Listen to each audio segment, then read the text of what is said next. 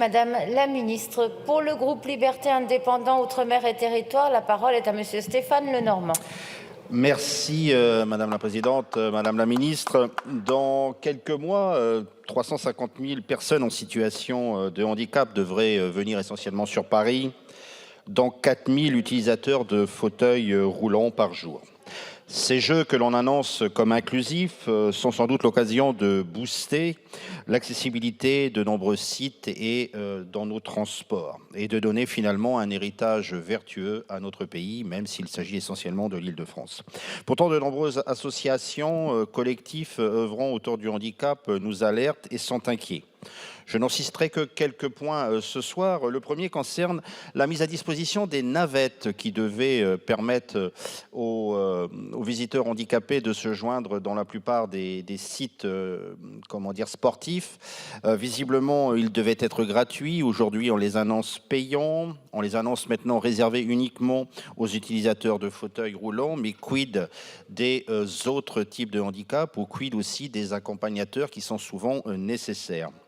Ensuite, sur le logement, vous savez qu'il est sans doute un point compliqué pour une bonne partie des personnes en situation de handicap. Où vous en êtes aujourd'hui sur cette visibilité que l'on peut avoir sur l'Île-de-France? Pouvez-vous nous confirmer aussi que la RATP a renoncé à son engagement de mettre en place une signalétique visuelle et sonore dans les métros?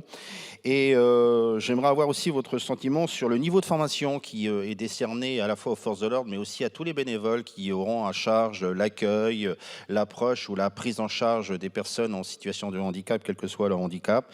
Et enfin, sur les Jeux paralympiques eux-mêmes, j'ai un peu l'impression qu'ils souffrent aujourd'hui d'un manque de popularité. Alors c'est vrai qu'on n'a pas forcément cette tradition médiatique en France de les mettre en valeur, mais est-ce qu'il y a des actions qui sont prévues pour que l'on puisse avoir un engouement et qui se traduise notamment au niveau de la vente des billets? Merci.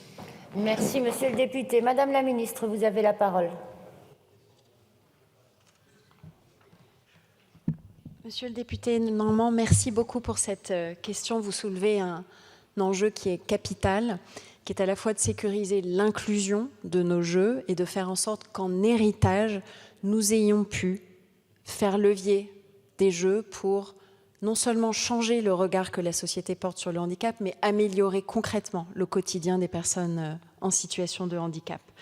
Moi, je voudrais d'abord dire l'originalité de la démarche qui a été la nôtre, de travailler avec un groupe d'experts d'usage, en nous appuyant sur une série de représentants des différentes associations investies dans le handicap, en déroulant de bout en bout un plan d'action extrêmement ambitieux.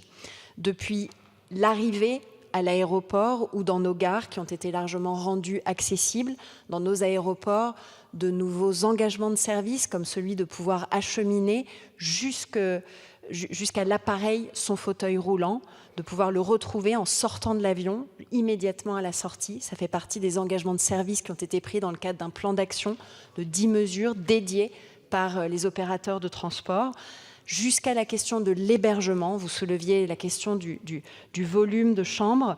Nous avons aujourd'hui 3750 chambres PMR dans la métropole du Grand Paris et un petit peu plus de 1000 supplémentaires à l'échelle de la région Île-de-France qui nous permettra de faire face aux besoins.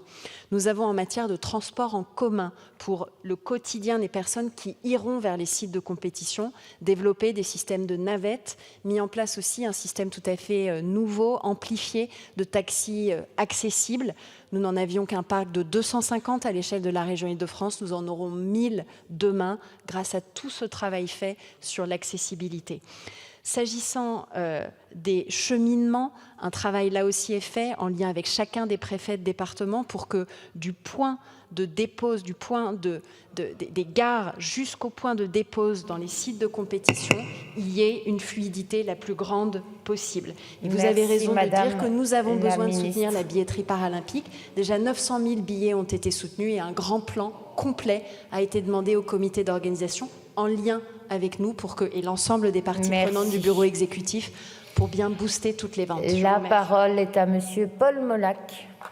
Merci Madame la Présidente. Merci donc à nos collègues républicains d'avoir mis à l'ordre du jour ce débat sur l'organisation des Jeux olympiques et paralympiques qui se déroulent principalement à Paris, mais pas seulement, puisqu'il y aura aussi des Des compétitions sportives, par exemple, dans cette bonne ville de Nantes, au stade de la Beaujoire.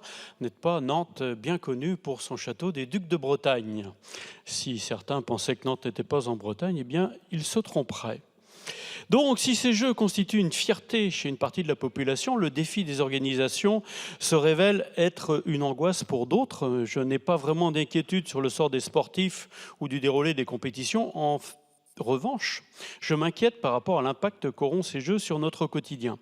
2 éléments majeurs reviennent régulièrement dans l'actualité, le logement et le transport. Alors je constate avec une certaine inquiétude que des locataires longue durée subissent un congé de la part de leur bailleur pour permettre à ce dernier une meilleure rentabilité avec une location saisonnière durant la période des Jeux.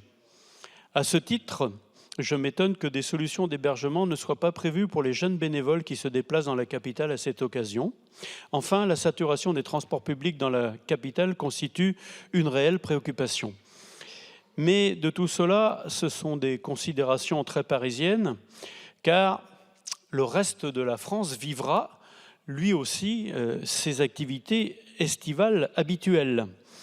Et ma question porte surtout sur le maintien des forces de l'ordre et des forces de secours sur l'ensemble du territoire. De nombreux événements festifs et culturels doivent s'adapter, déplacer leurs dates, ce qui génère de nombreuses difficultés. Pouvez-vous nous rassurer, Madame la Ministre, sur le fait que les territoires ne se situant pas en région parisienne pourront bénéficier des forces de secours et de sécurité nécessaires durant la période estivale? Merci, Monsieur le député. Madame la Ministre, vous avez la parole. Merci, Monsieur le député. Je voudrais vraiment souligner que dans notre travail d'organisation, une partie importante de nos efforts vise justement à limiter les impacts sur le quotidien pour les personnes, et tout particulièrement au regard de la situation des transports en Île-de-France.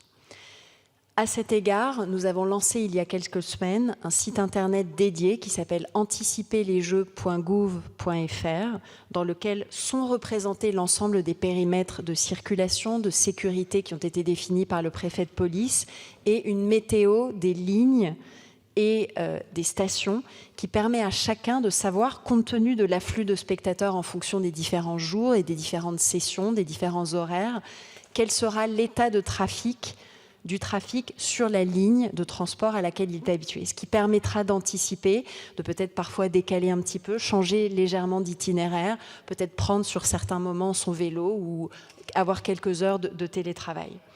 Sur le plan de l'hébergement, on est à la fois très attentif à ce qu'il n'y ait pas de pratiques déloyales, avec un contrôle des tarifs pratiqués par les hôteliers qui sera généralisé partout en Île-de-France, avec un doublement des contrôles auxquels s'est engagée Olivia Grégoire, et aussi les mesures qui ont été rappelées devant la représentation nationale par Guillaume Kasbarian pour être bien certain qu'il n'y ait aucune pratique abusive de la part de propriétaires qui mettraient en congé leurs locataires et que les situations où ça se produit correspondent vraiment au cas prévu uniquement par la loi.